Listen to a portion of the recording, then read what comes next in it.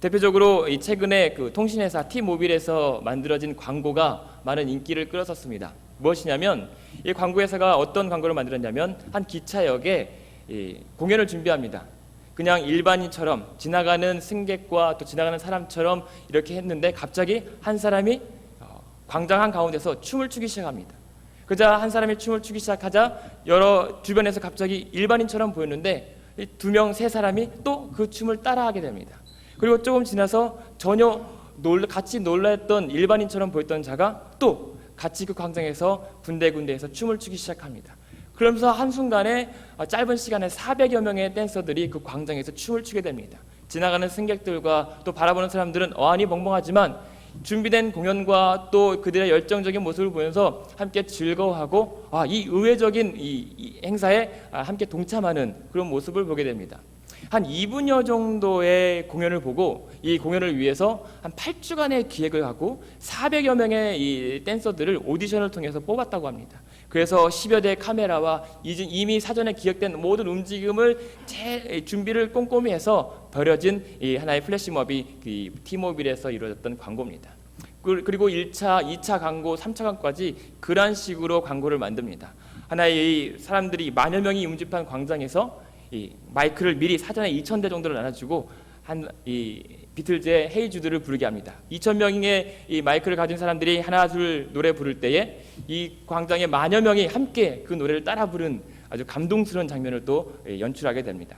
그리고 공항에서도 그렇게 합니다. 공항에서 오가는 승객들 그리고 승무원처럼 가장해서 있다가 갑자기 춤을 추고 어떤 뮤지컬처럼 공연을 하면서 갑자기 이 도착한 사람들을 맞이하는 모습 그리고 감동하고 또 즐거워하는 모습을 연출합니다. 이것이 바로 이제 요즘에 젊은 세대에게도 유행하는 플래시몹이라는 것인데 이것이 모스크바 이 추운 지역에서도 이렇게 이루어집니다. 보면은 정말 이 추운 겨울에도 한 젊은 사람이 카세트를 틀어놓고 음악을 풀면서 갑자기 노래를 부르고 춤을 추기 시작합니다. 그러다가 지나가던 목도리를 하던 사람들이 같이 함께 그 음악에 맞춰 춤을 추고 또 공연을 합니다. 그리고 바라보는 모든 사람들이 함께 즐거워하며 장단을 맞추는 장면을 보게 됩니다. 이런 모습을 보면서 참 신선하고 좋다. 그리고 이 의외적인 예상 외에 일어나는 이런 모든 행사들이 참 사람들에게 신선한 충격과 감동을 줄 수 있겠구나라는 생각을 해보게 됩니다. 실제로 할렐루야 이 메시아를 푸드코트나 어떤 이 백화점에서 그 웅장한 울림이 좋은 곳에서 실제로 연출하는 이런 공연도 우리가 이 영상을 유튜브를 통해서 볼 수가 있습니다. 갑자기 이런 플래시몹에 대해서 말씀드리는 이유는 이것을 보면서 이것이 어떤 신앙의 플래시몹 같은 이런 이 감동과 감격을 줄 수 있는 이 작은 어떤 공연, 이 깜짝 놀랄 수 있는 행사가 있을 수 있겠다, 과연 가능하겠까라는 생각을 해보게 되었습니다. 신앙의 플래시몹. 근데 이게 불가능하지 않고 정말 가능할 것 같다라는 생각을 하게 됩니다. 오늘 본문을 보면 잘 아는 이 엘리야라는 선지자가 나옵니다. 엘리야는 하나님으로부터 정말 귀하게 쓰임 받고 또 담대했던 하나님의 이 살아계심을 선포했던 선지자였습니다. 이 앞서 18장에 보면은 이 엘리야가 여러 가지 하나님의 은혜를 입고 450여 명의 바알의 선지자와 맞짱을 뜨는 장면이 나옵니다. 갈멜산의 엘리야는 이 하나님을 거부하고 바알에게 순종하는 이 선지자들 450명을 오히려 조롱하고 희롱하면서 저들을 하나님의 살아계심을 엄단하게 선포하고 저들을 보기 좋게 멸하게 됩니다. 그래서 하나님의 살아계심을 증거하고 그 가운데 하나님의 백성들 가운데 머뭇거리고 있는 사람들을 과감하게 다시 재결단할 수 있는 이 은혜의 도구로 사용받는 엘리야입니다. 그것이 바로 18장 21절에 나옵니다. 18장 1절부터 21절까지 또 그런 장면이 나오고 또 마지막 절까지 그 아주 이 승리의 결말들을 기록하고 있습니다. 그런데 이렇게 최선을 다했고 하나님의 승리를 맛보았던 엘리야가 위기에 처하게 됩니다. 하나님의 승리를 선포했고 보기 좋게 하나님의 쓰임받는 자라고 당당하게 증거되었던 이 엘리야는 갑작스럽게 죽음의 공포를 맞이하게 됩니다. 그리고 절망의 나락으로 빠지게 됩니다. 이 아합 왕의 이세벨이 그 엘리야를 꼭 죽이고 말겠다라는 그런 이 끈질긴 추적 끝에 이제 엘리야는 홀로 오르된 나무 아래에 숨어 있습니다. 어찌할 바를 모릅니다. 도망갈 곳도 없습니다. 그래서 이제 하나님밖에 바라볼 수 없고 하나님께 구할 수 있는 제목이 하나님 차라리 나를 죽여주십시오라고 하는 죽음의 끝에 서 있습니다. 최선을 다했고 하나님의 부르심 가운데 감히 450명과 맞짱을 떴던 엘리야가 그 순종의 끝에 돌아왔던 것은 죽음의 공포였고 하나님 사역에 어쩌면 실패인 것처럼 보이는 암담한 현실이었습니다. 두렵고 되풀이도는 시련의 악몽 끝에 배고프고 또 여러 가지 살아날 구멍이 도무지 없어서 자신의 현실의 사명들과 모든 조건들을 포기하기 직전에 있습니다. 이런 망연자실한 엘리야의 모습을 보면서 이것이 바로 지난 한 주간 우리 성도들의 삶일 수도 있고 우리가 그동안 누려왔던 하나님의 은혜를 입었다고 자부했던 우리 크리스찬들의 오늘의 모습이라고 할 수도 있습니다. 어쩌면 그것이 우리 교회의 모습일 수 있고 이 땅에 하나님을 선포하고 하나님의 말씀을 증거하는 모든 크리스찬들의 지친 현실일 수도 있다라는 생각을 해보게 됩니다. 옳다고 확신했고 이것이 믿음의 길이라고 단언했지만 그래서 여지까지 버텨왔지만 이 끝이 결국 도무지 해결이 안 나오고 도무지 끝이 안 보이는 암담한 이 현실 앞에서 엘리야는 두 가지 실수를 범하게 됩니다. 그 첫 번째 실수는 나만이라는 갇힌 사고입니다. 나만 힘들고 나만 어렵고 나만 고통스럽다라는 자기중심적 사고였던 것입니다. 19장 4절에 보시면 이제 19장 1절에 엘리야가 그렇게 도망을 가서 19장 4절에 스스로 광야로 들어가 하룻길 좀 행하고 한 로뎀나무 아래 앉아서 죽기를 구하여 가로되 여호와여 넉넉하오니 지금 내 생명을 취하옵소서 나는 내 열조보다 낫지 못합니다 하면서 절망합니다. 그 가운데 하나님께서 이 엘리야를 먹여주십니다. 위로하십니다. 그리고 호렙산으로 이르게 하십니다. 40주야를 광야에서 비틀비틀 겨우겨우 하나님께서 인도하신 끝에 한 굴에 이르게 됩니다. 19장 8절 9절에 보면 이에 일어나 먹고 마시고 그 식물의 임을 의지하여 40주 40야를 행하여 하나님의 산 호렙에 이르니라. 그리고 하나님께서 물으십니다. 엘리야가 그곳 굴에 들어가 거기서 유하더니 여호와의 말씀이 저에게 임하여 이르시되 엘리야야 네가 어찌하여 여기 있느냐. 이제 호렙산에 들어간 이 굴에 들어갔던 엘리야에게 하나님께서 묻습니다. 엘리야야 네가 지금 왜 여기 있느냐라고 합니다. 그때 엘리야 대답이 10절입니다. 저가 대답하되 내가 만군의 하나님 여호와를 위하여 열심히 특심하오니 이는 이스라엘 자손이 주의 언약을 버리고 주의 단을 헐며 칼로 주의 선지자들을 죽였으며 오직 나만 남았거늘 저희가 내 생명을 찾아 취하려 하나이다. 지금 나의 하나님을 향한 열심이 특심이었다는 겁니다.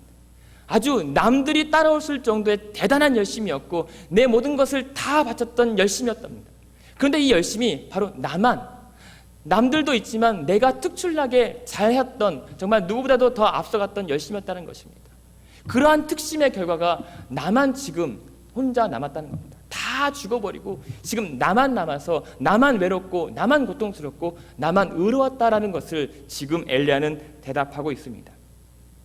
나만이라는 이 갇힌 사고가 여러 가지 착각을 일으키고 있습니다. 사실 18장 13절에 보시면 엘리야가 애초에 어려움을 겪고 하나님의 부르심을 받았을 때 오바댜라는 사람을 만납니다. 오바댜라는 사람. 이 오바댜라는 사람은 뭐냐면 그때 아하방 시대에 이스벨이 하나님의 선지자들을 핍박하고 죽이려고 했던 그 시대였습니다. 그때 이 오바댜는 100명의 선지자들을 자신의 위험을 무릅쓰고 따로 은신처에 피신시켜주고 먹여주고 보호합니다. 그렇다면 그 사실을 이미 인지하고 있던 엘리야면 만약에 나만이라는 생각에서 벗어났다면 지금 내가 지금 괴롭지만 이 순간에도 그때 기억났던 100여 명의 나의 신앙의 동지들이 살아있겠구나. 그들을 어떻게든 같이 찾아와 함께 힘을 합할 수 있겠구나라는 가능성조차 뭔가 있었을 거라고 생각이 됩니다. 그러나 지금 엘리야는 그런 것을 돌아볼 여유가 없습니다. 절망의 끝에 선 엘리야는 지금 나는 죽게 됐고 도무지 살아날 구멍이 없다라고 절망합니다. 이러한 갇힌 사고는 하나님의 사역을 내 중심적으로 이해하려는 오류를 범하게 됩니다. 이러한 나만 의롭고 나는 정말 죽게 됐습니다, 혼자 남았습니다는 절망이 그동안 그 직전에 하나님께서 행하셨던 모든 은혜와 능력을 아주 무가치하게 만들어버리는 겁니다.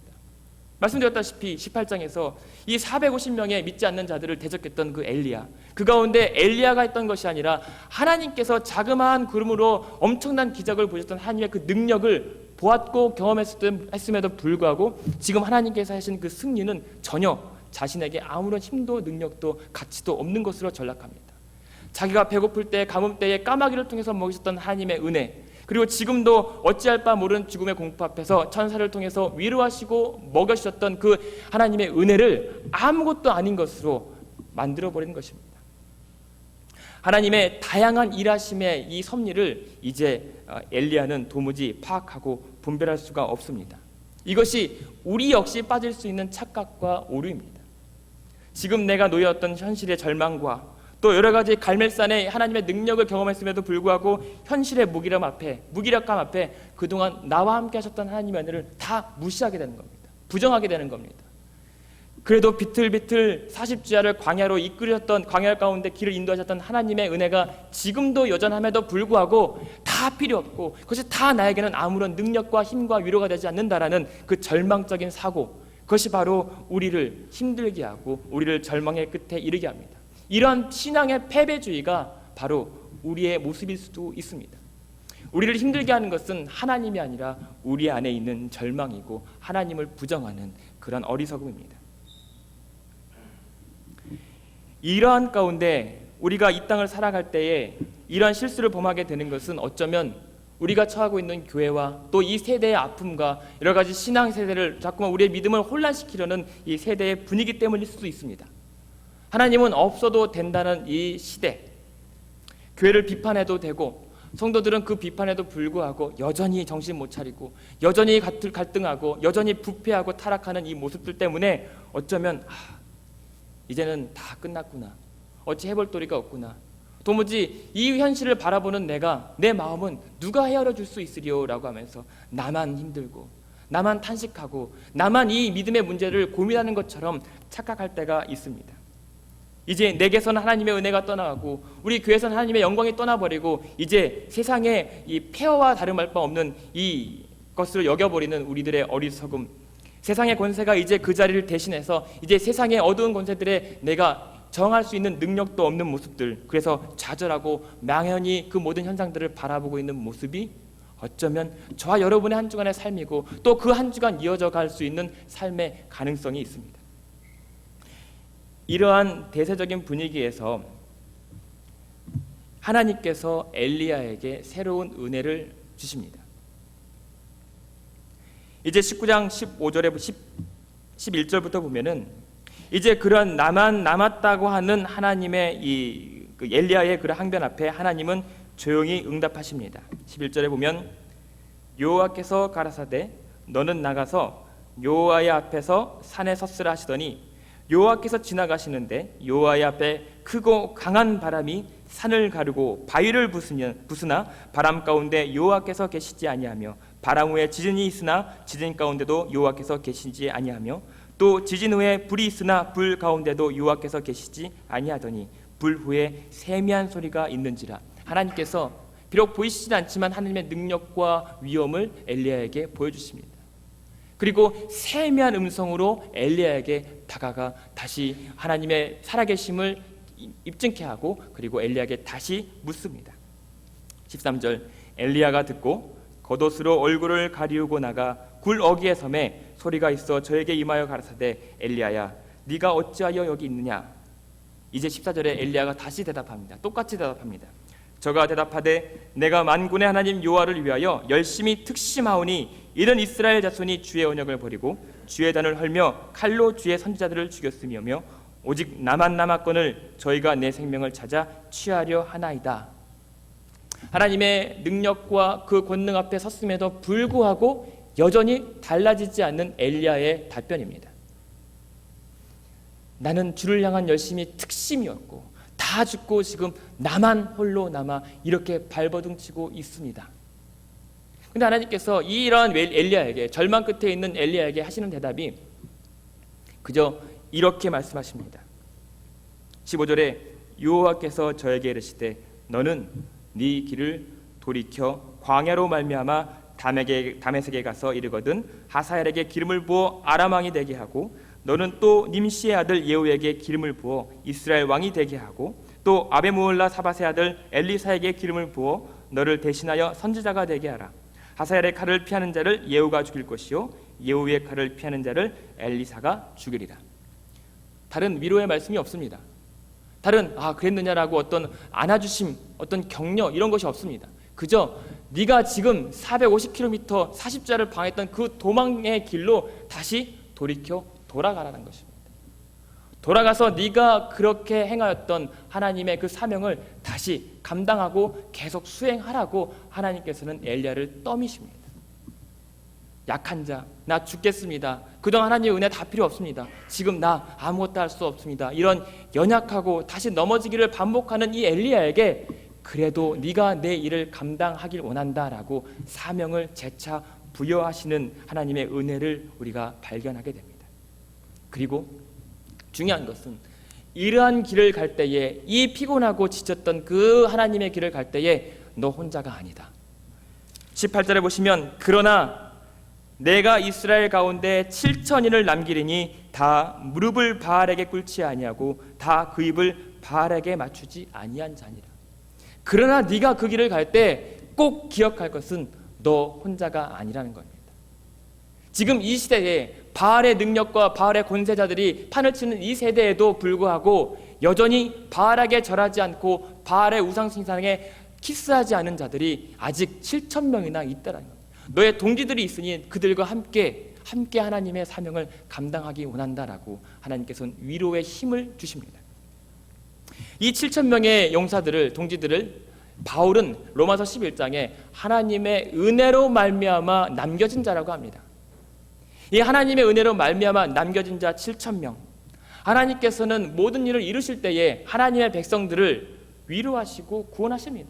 그 모든 구원의 목적은 바로 하나님의 영광을 위하여고 하나님의 이름을 위하여 그 모든 일을 수행하십니다. 그 말은 무엇이냐면 하나님의 백성들은 하나님께서 죽게 내버려 두지 않는다라는 겁니다. 반드시 구원하신다라는 하나님의 약속이 있다는 것입니다.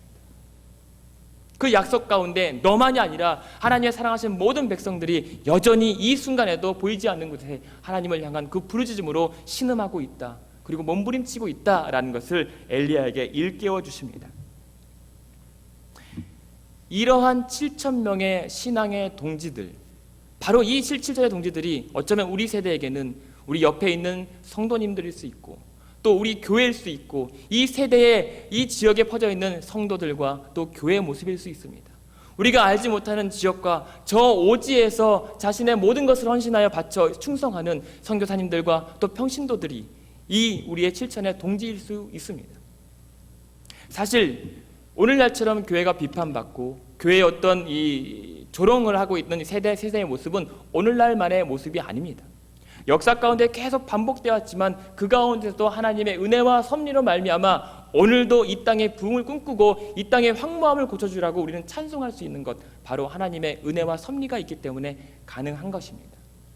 13, 14세기의 유럽의 이 상황을 배경으로 한 이 쓴 책 중에 데카메론이 있습니다. 데카메론 중에 어떠한 이 얘기가 있냐면 한 부자 아브라함이 있습니다. 성경책에 나오는 아브라함이 아니라 이 유대인인 이 아브라함을 어떻게든 크리스찬이 되도록 전도합니다. 친구가 전도하고 막 설득을 하는데 도무지 말을 안 들어요. 그래서 거의 포기합니다. 친구가. 얘는 믿는 자가 될 수 없구나, 크리스찬이 될 수 없구나라고 합니다. 근데 오늘 그 친구가 내가 한번 기독교의 현실, 내가 크리스찬이 되기 위해서는 한번 이 현실들, 믿는 자들의 현실을 한번 돌아봐야겠다라고 한번 얘기합니다. 친구는 걱정합니다. 사실 그 당시에 이 믿는 어떤 사람들의 현실과 세대 현실들이 그렇게 좋지만은 않았거든요. 행여나 부정적인 시각으로 해서 아예 이제 개종의 가능성이 닫힐까봐 걱정했습니다. 그러나 아브라함이 그 부자가 돌아다녀 온 다음에 딱 와서는 나 개종하겠다라고 합니다. 나 크리스찬이 되겠다고 합니다. 그 친구는 너무 좋아하죠. 그래서 이유를 알아봅니다. 근데 이유는 내가 생각했던 이유와는 전혀 다릅니다. 그 아브라함이라는 사람이 가서 이 믿는 자들의 현실을 봤더니 너무 놀랍더라는 겁니다. 너무 부패하고 너무 타락하고 여러 가지 이 악의 다툼들이 막 횡행하는데 그 모습들이 참 신기했다는 겁니다. 뭐가 신기했냐면 그러한 부패와 타락에도 불구하고 교회가 망하지 않는다는 거예요. 오히려 교회가 잘 된다는 겁니다.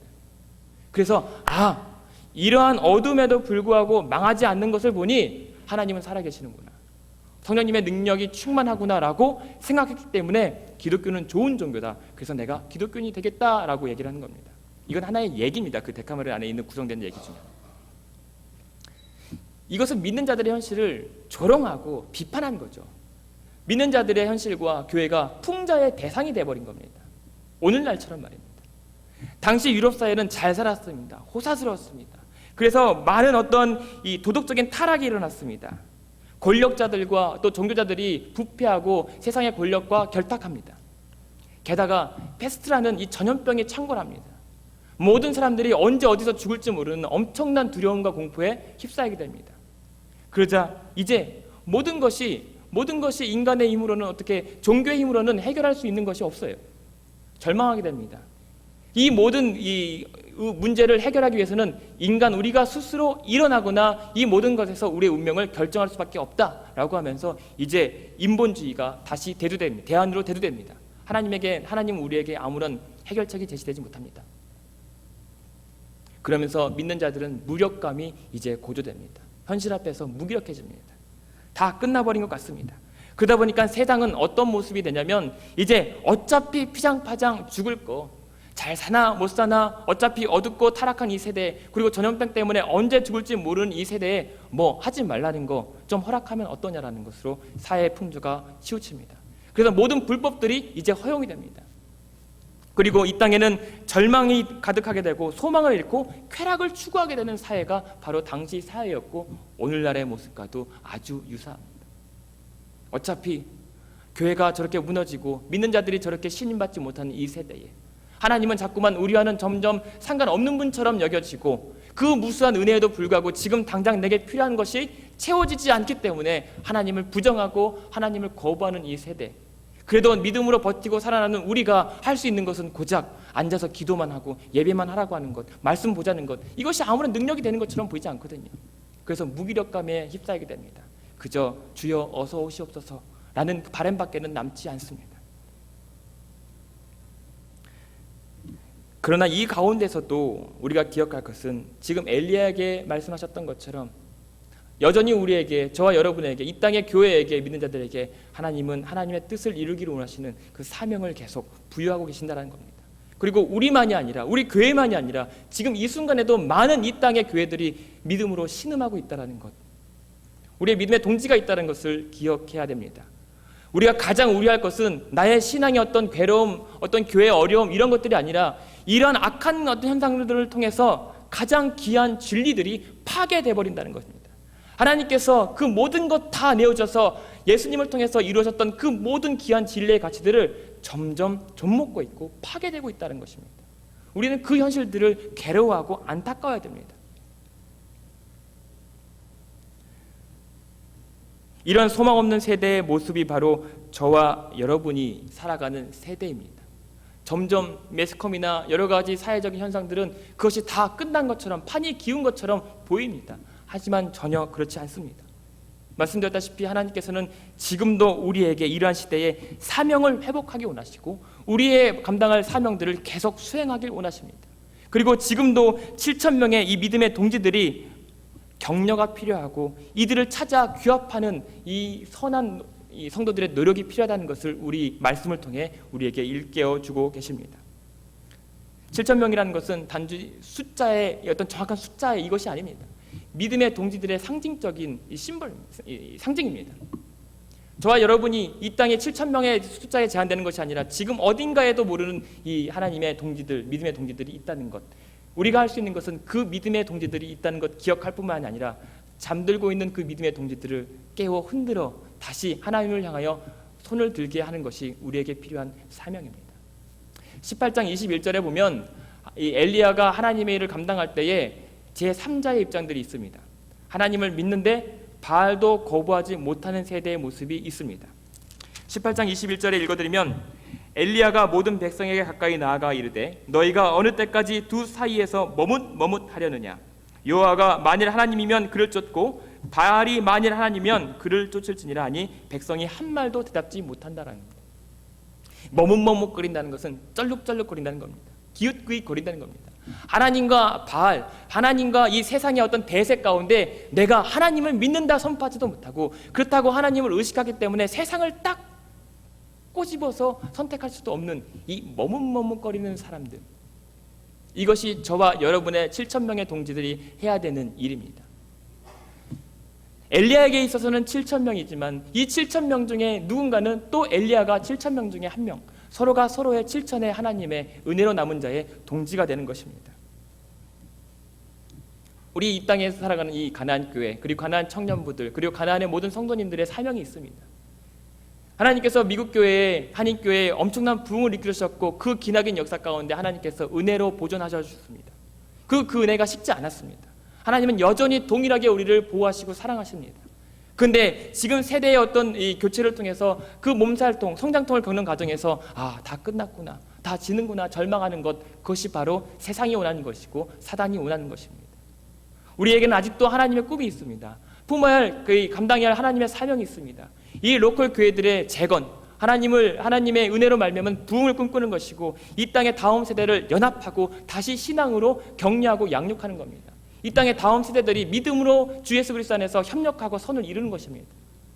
그래서 이제 앞으로 고국교회, 한국교회가 영적으로 주춤하고 위기를 당할 때에 우리가 먼저 추스려 일어난 청년들과 다음 세대들이 한국교회로 역수출하여서 한국교회를 위해 일해야 되는 역군들을 배출해야 되는 선교기지의 역할을 우리는 다시 감당해야 됩니다.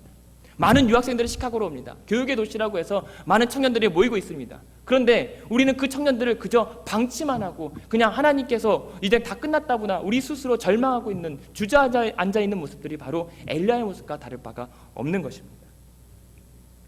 그런 거 보면은 우리 교회에서 30년 동안 이어지고 있는 이 BBS라는 사역은 정말 아름다운 미래 사역입니다. 거기에는 이 1세, 1.5세, 2세의 어떤 분분간이 없습니다. 그저 그 어린 아이들이 하는 영혼들이 그냥 이 교회 안에서 함께 뛰놀고 가끔 사고도 있지만 그래도 하나님 안에서 즐거움으로 기뻐하며 양육하고 있습니다. 1세와 1.5세, 2세 갈등 때문에 이민교회들이 갈등합니다. 그러나 이것은 먼 거리에서 거시적인 관점에서 이 BBS 때부터 점점 자라는 이 신앙의 한 세대를 만드는 것, 그것이 바로 어떠한 대안의 하나라고 할 수가 있을 것입니다. 지난주에 청년부가 전도대회를 했습니다. 말이 전도대회지만 아주 상당한 많은 한 20명 정도 못 되는 사람들이 참석했습니다. 사실 전도해봤자 이 지역이 우습게 보는 건 아니지만은 거기서 거기입니다. 아시, H마트, 베이커스빌, 그리고 없습니다. 레드망고. 그래서 그냥 갔습니다. 밑밥 작업입니다. 사실 밑밥 작업. 나중에 있을 거대한 프로젝트를 위해서 한번 몸부림을 한번 쳐본 겁니다. 사탕 하나 들고 급하게 만든 이 청년부 소개지를 만들고 아시 앞에 서서 있는데 맨날 뭐 사러는 갔지만 거기서 사지 않고 거기서 길거리에 입구에 서본 적은 처음이거든요. 사실 그 시간에, 토요일 그 시간에 청년들 없습니다. 낮 시간은 휴식 시간이고 사실 우리가 전도를 제대로 하려고 했으면 밤에 하는 것이 맞습니다. 청년들의 전도는 밤에 해야 됩니다. 그리고 밤에 정해진 그 거점이 있습니다. 중요 지점이 있습니다. 저기하고 여기하고 여기하고 그 밤에 길목에 주차장 입구에서 딱 서 있으면 돼요. 우리가 괜히 뭐 이렇게 하지 안 돼. 그냥 딱 서 있으면 그냥 알아서 옵니다. 사람이 어디 있지 우리가 찾아가지 않아도 돼요. 그냥 다 알아서 여기랑 여기랑 여기로 옵니다. 새로 생긴데 거기로도 옵니다. 밤에 토요일 8시부터 10시 그때가 사람이 몰리기 시작하는 그 피크. 그냥 이 커피 마시면서 그냥 있으면 돼요. 그러나 아직 그런 용기가 없었습니다. 그래서 그저 묵묵히 서서 캔디랑 이렇게 나눠줄 수밖에 없었습니다. 근데 어떤 상황이 있었냐면 H마트를 갔습니다. 늦게 이제 규합한 이 청년들이 있었습니다. 8명이 짜르르 그 입구에 나가는 입구에 서 있었습니다. 근데 본의 아니게 저희들의 전도 전략이 신비주의로 빠졌습니다. 뭐냐면 저희는 청년들을 전도하러 나간 거거든요. 그래서 어르신들이나 아기들이 이렇게 카트를 밀고 나오는데 캔디를 들고 있는데 줄 것 같거든요. 근데 안 줘요. 왜요? 우린 청년들이거든요. 아줌마들, 아기들 쭈빗쭈빗 이러다가 그냥 가버리십니다. 이거 뭐지? 우리에게 호기심을 가집니다. 그게 저희들의 전략이었어요. 근데 본의 아니게. 근데 놀라운 일이 생겼습니다. 그저 서 있었는데 아이스크림을 누군가 저희들에게 제공하셨습니다. 우리 교회 지사님이 가시면서 우리 교회 청년들이구나. 우리 한 거 없어요. 그냥 서 있고 사탕도 안 줬는데 좋다고 잘한다고 아이스크림을 대집 하나씩 딱 지어오시는 거예요. 이게 얼마나 놀라운 능력입니까? 이것을 보면서 이런 생각을 하게 됩니다. 판을 한 번 더 키워야겠다. 서 있기만 했는데 돼지벼가 나오는데 우리가 조금만 움직이고 조금만 팔딱 뛰면 뭐가 나올지 기대가 되는 거죠.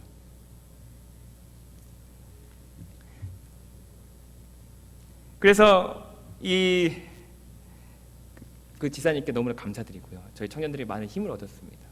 그러면서 무엇을 하고 싶냐면 판을 키워서 아시나 H마트가 아니라 몰을 가야겠다는 거죠. 몰. 이 주변에 몰, 오드필드 몰, 그리고 올드 오차드, 그리고 여기 주변에 어마어마한 몰들, 그리고 캠퍼스를 가겠다. 거기서 뭘 하냐면 우리도 플래시몹을 좀 해야겠다.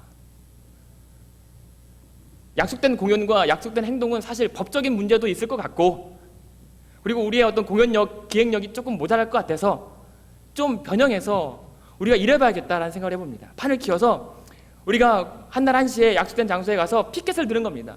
몰 한가운데, 우드필드 몰의 한 광장 가운데 이 곳곳에 흩어진 우리 청년들이, 그리고 이 어떤 연합하는 어떤 청년 세력들이 하나님은 사랑이시다, 하나님은 살아계시다, 하나님은 사랑이시다, 예수님만이 구원이시다라고 이 피켓을 들고 있는 거예요. 한 1분? 되게 무한하겠죠. 저는 그때 사진을 찍어야 되기 때문에 저는 아마 못할 것 같긴 합니다. 그러나 이렇게 쓸고 있을 때 본인들은 되게 얼굴 빨개지고 그때 선글라스를 낄지 모르겠지만 아무튼 1분 동안 들고 있는 겁니다. 그리고 1분이 지나면 다시 철수해서 그 다음 몰로 이동하는 겁니다. 그리고 이제 신입생들과 개강을 맞이한 캠퍼스에 가서 캠퍼스 중앙 가운데 갑자기 일제히 모든 청년들이 킥빛을 들고 옵니다. 각자의 처소에서, 건물에서, 강당에서. 그럼 의아하겠죠. 아마 믿지 않는 자들은 우리를 무시하고 뭐냐라고 할 수 있습니다. 그러나 우리가 해야 되는 일은 물론 믿지 않는 자들을 전도하는 것도 중요합니다. 귀한 사역입니다. 지금 이 세대에게 우리에게 원하는 사역, 필요한 사역은 무엇일까? 잠들고 있는 우리 믿음의 동지들을 흔들어 깨우는 것이라고 생각합니다. 우리가 이 피켓을 들고 있을 때 나는 1분 동안 창피하고 쪽팔리지만 이 피켓을 보고 있는 이 지나가는 술 마시러 가는 성도들, 또한 그냥 혼자 괴로워하고 이 세대가 다 끝났다라고 절망하는 이 믿음의 성도가 보면서 저 청년들 무엇이길래 저렇게 하나님을 선포하고 있는가? 세상의 중심에서 사랑이 아니라 예수를 외치고 있는 청년들의 저 열정은 무엇인가 자극받고 다시 죽었던 내 심장이 설레면서 두근두근 뛰지 않을까요? 그러면서 저들도 있었구나. 나 혼자가 아니라 하나님의 은혜로 보존된 이 다음 세대의 이 미래 세력들이 있고 또 내 주변에 성도들이 있구나. 나도 내 가족들을 흔들어 깨우고 내 지역의 내 주변의 사람들을 흔들어 깨우겠구나. 다시 하나님께로 돌아가 사명을 붙잡자고 격려하겠구나라는 그 믿음의 동지들을 우리는 흔들어 깨우는 작업이 바로 우리가 해야 될 사명이라고 믿습니다. 그것이 우리가 할 거예요. 청년들은 저를 그래서 미워하지만 저 할 거예요. 저는 사진을 잘 찍을 자신이 있습니다. 여러분들. 그렇기 때문에 우리에겐 7천 동지들을 찾는 것이 중요합니다. 그러기 위해서는 저와 여러분이 그 7천인의 한 사람이 되는 것이 중요합니다. 그냥 믿는다 입으로 우리는 그러한 모습, 내가 먼저 7천인의 하나님의 일꾼이라는 것, 선지자라는 것을 증명하기 위해서는 우리는 진지하게 모든 희생과 모든 내가 아끼는 모든 것을 포기해서라도 희생시키고서라도 진리를 감당하는 모습, 진리를 실천하는 모습을 우리는 세상에 보여줘야 됩니다. 입으로는 진리, 입으로는 뭐라고 얘기치면서도 삶으로는 그렇게 살지 않는 것, 세상 사람들은 우리를 쓰레기 같은 것들이라고 말한다 라고 프란시스 세포라는 사람이 말했습니다. 우리는 세상 사람들에게 그렇게 비춰질 위험이 많이 있습니다. 귀한 것을 가진 만큼 추한 것으로 전락할 가능성이 농후한 존재들입니다. 그래서 타락한 존재이기 때문에 하나님의 은혜가 없으면 우리는 추악한 결과밖에 남아있는 것이 없습니다.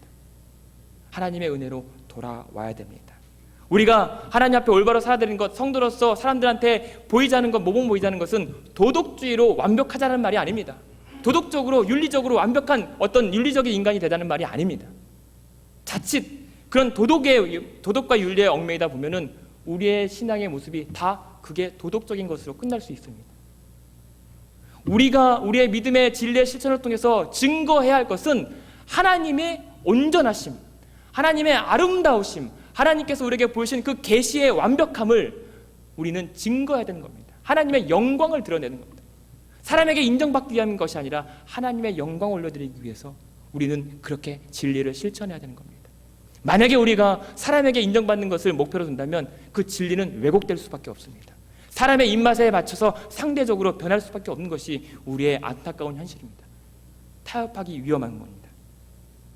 그래서 이러한 모든 것을 통해서 우리가 우리의 삶 가운데 진리의 플래시몹을 행할 수 있다면, 그래서 저 사람들 다 끝난 것 같은데, 정말 주저해서 다 모든 거 포기한 것처럼 보이는데도 살아서 하나님을 증거하고 삶으로 하나님의 이 살아계심을 증명할 때에 세상은 놀라고 세상은 자극받고 그 안에서 믿음의 성도들이 다시금 일어나 하나님 앞에 예배할 수 있을 것이라고 믿습니다. 하나님의 약속 안에서, 하나님의 약속된 현장에서 하나님의 약속된 사명들을 감당하는 것, 그것이 바로 우리가 이 땅 가운데 살아갈 때 행해야 할 신앙의 거룩한 플래시몹이라고 믿습니다. 그래서 이렇게 세상이 전혀 예상하지 못하는 예상 밖의 그리스도인들이 이렇게 하나님을 선포하고 예수를 증거할 때에 세상에게 감동을 주고, 처음엔 어안이 벙벙하고 당황스럽겠지만 점차 우리의 즐거움에, 다윗의 벌거벗은 그 기쁨에 너무 흥겨워서 같이 춤을 추는 그 날을 하나님께서는 분명히 주실 것이라 믿습니다. 이것이 바로 저와 여러분, 하나님의 은혜로 남겨진 자들에게 주시는 거룩한 프로젝트입니다. 부디 이번 한 주간 우리가 이 땅 살아갈 때에 나만이라는 갇힌 사고에 갇혀서 하나님의 그 광대하심을 놓치지 마시고, 하나님의 여전히 동일하신 그 하나님의 은혜를 오늘도 내일도 사모하시기를 원합니다. 그래서 서로가 서로에게 실천의 영적 신앙의 동지가 되어주기 원합니다. 지쳐가는 그 동지들에게 위로하고 격려하고 용기를 주면서 머뭇머뭇거리는 저 세대에 숨어있는 그리스찬들을 찾아서 다시금 하나님께로 인도하기를 원합니다. 그래야만이 이 믿지 않는 세대가 우리에게 동조할 수가 있습니다. 하나님의 영광 가운데 그들도 사모할 수밖에 없습니다. 그렇게 이번 한 주간 거룩한 실천 플래시몹 프로젝트에 동참하시는 저와 여러분 되시길 주님의 이름으로 축원드립니다. 기도하겠습니다. 하나님 감사합니다. 저희들 자그마한 현실에도 넘어지기 쉽고, 조그마한 슬픔에도 모든 것 다 잃은 것처럼 절망하기 쉬운 연약한 존재임에도 불구하고 하나님의 은혜가 있기 때문에 오늘도 다시금 하나님의 사명을 붙잡습니다. 하나님의 소원들을 내 삶 가운데 실천하길 원합니다. 하나님 아버지시여, 저희들의 현실은 울어도 우리의 영혼은 기뻐 춤추게 하여 주시옵소서. 우리가 하나님이 너무 좋아서, 하나님의 은혜가 너무 깊어서 하나님을 증거하지 아니하면 답답해서 미칠 수 없는 그 선지자의 기쁨을 우리에게도 허락하여 주시옵소서. 비록 우린 절망 가운데 있을지라도, 절망의 끝에 설지라도 그 끝까지 하나님의 사명과 그 부르심에 순종하셨던 그 예수님의 십자가의 길을 우리도 살게 하여 주시옵소서. 감사드리며 예수님의 이름으로 기도드렸사옵나이다. 아멘. 지금 와서 찬양하시겠습니다.